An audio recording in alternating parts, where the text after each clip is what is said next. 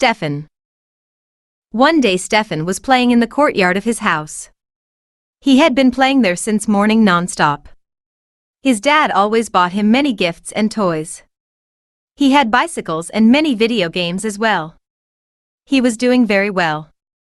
One day his parents announced that they were having a family get-together for the next few days.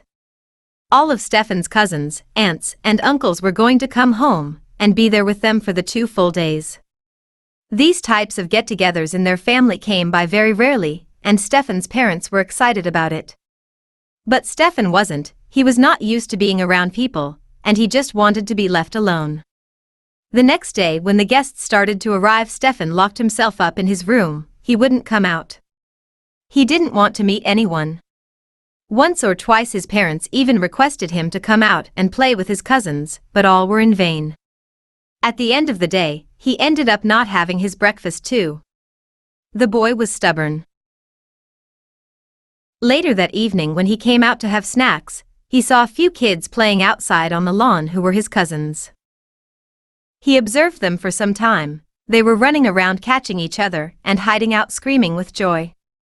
Stefan thought to himself that he would have to be a part of that game too.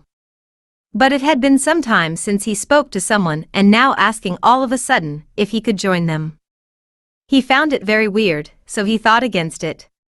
But he observed them play the whole evening through the loophole between his curtains in his room. He had hidden away all his toys because he did not want anyone else to play with them. He was simply lying down on his bed when there was a knock on his room door. When he opened it, he found his little sister's cousin waiting there with a bunch of cupcakes in her hand.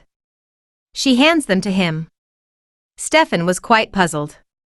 After she left, he took the package inside and opened it up, and then he found himself in tears.